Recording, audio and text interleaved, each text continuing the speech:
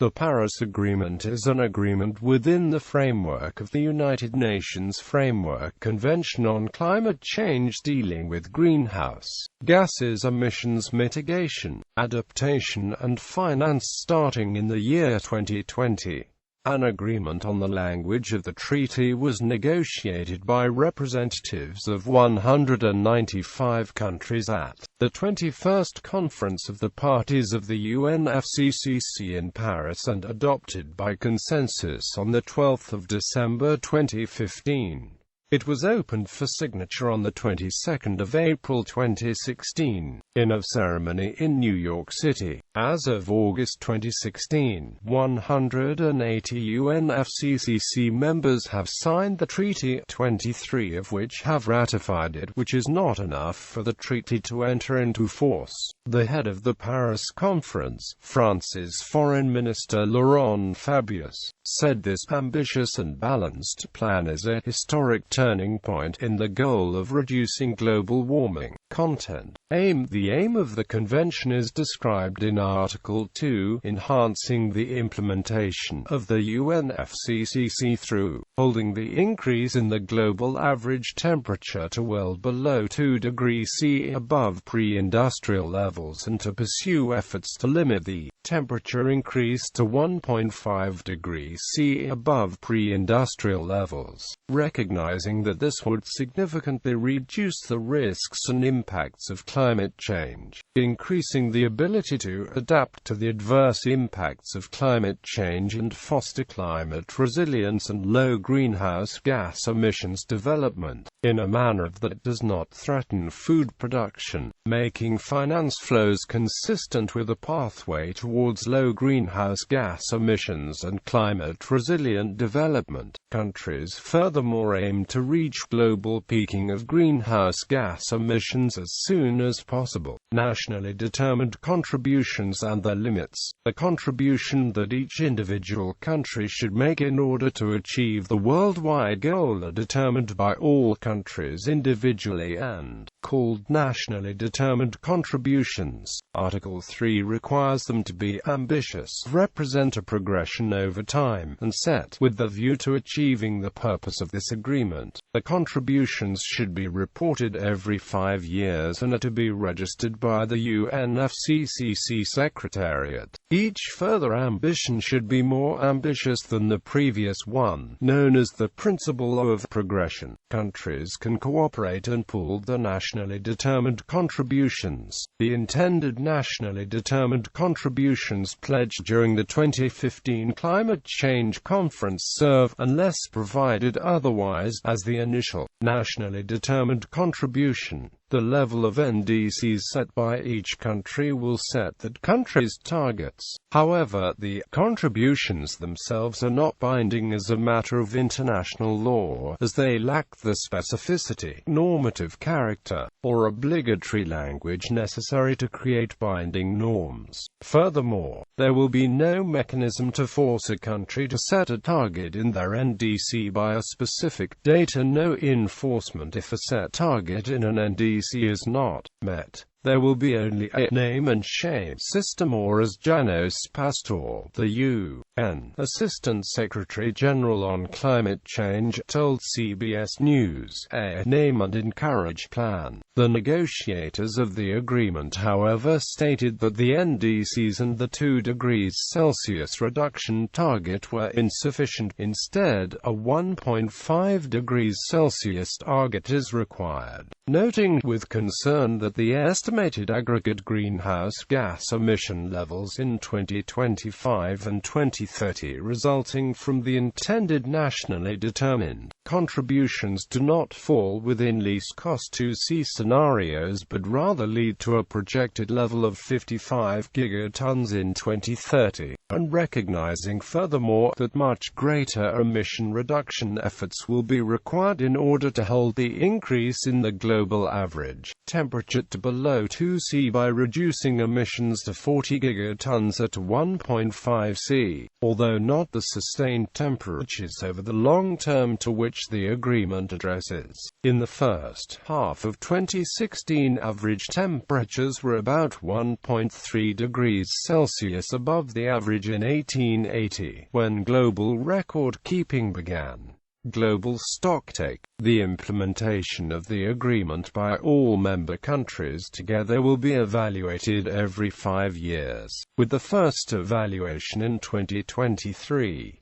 The outcome is to be used as input for new nationally determined contributions of member states. The stocktake will not be of contributions, achievements of individual countries, but a collective analysis of what has been achieved and what in more needs to be done. Structure. The Paris Agreement has a bottom-up structure in contrast to most international environmental law treaties which are top-down, characterized by standards and targets set internationally for states to implement. Adoption. Negotiations. Within the United Nations Framework Convention on Climate Change, legal instruments may be adopted to reach the goals of the Convention. For the period from 2008 to 2012, greenhouse gas reduction measures were agreed in the Kyoto Protocol in 1997.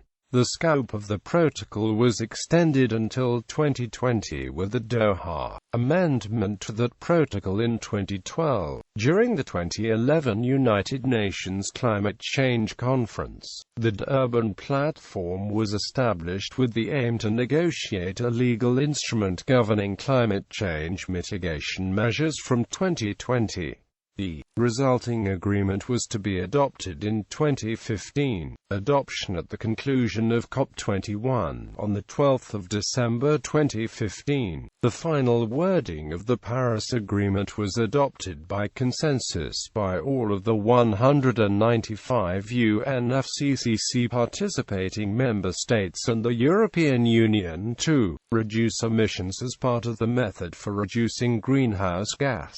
In the 12-page agreement, the members promised to reduce their carbon output as soon as possible and to do their best to keep global warming to well below 2 degrees Celsius. Signature and entry into force. The Paris Agreement is opened for signature by states and regional economic integration organizations that are parties to the UNFCCC from the 22nd of April 2016 to the 21st of April 2017 at the UN headquarters in New York. It will enter into force only if 55 countries that produce at least 55% of the world's greenhouse gas emissions ratify, accept, approve or accede to the agreement. On the 1st of April 2016, the United States and China, which together represent almost 40% of global emissions, issued a joint statement confirming that both countries will sign the Paris Climate Agreement. 175 parties signed the treaty on the first date it was opened for signature. On the same day, more than 20 countries issued a statement of their intent to join as soon as possible with a view to joining in 2016. Parties and signatories. As of the 25th of August 2016, 179 states and the European Union have signed the agreement. 23 of those states have ratified the agreement. Green Climate Fund. Not part of the Paris Agreement is a plan to provide $100 billion a year in aid to developing countries for implementing new procedures to minimize climate change, with additional amounts to be provided in subsequent years. In early March 2016, the Obama administration gave a $500 million grant to the Green Climate Fund as the first chunk of a $3 billion commitment made at the Paris climate talks. Critical reception. perfectible accord. Al Gore stated that no agreement is perfect, and this one must be strengthened over time. But groups across every sector of society will now begin to reduce dangerous carbon pollution through the framework of this agreement. According to a study published in Nature June 2016, current country pledges are too low to lead to a temperature rise below the Paris Agreement temperature limit of well below 2 degrees Celsius. Lack of binding enforcement mechanism. Although the agreement was lauded by many, including French President François Hollande and UN Secretary-General Ban Ki-moon, criticism has also surfaced. For example, Professor James Hansen, a former NASA scientist and a climate change expert, voiced anger about the fact that most of the agreement consists of promises or aims and not firm commitments.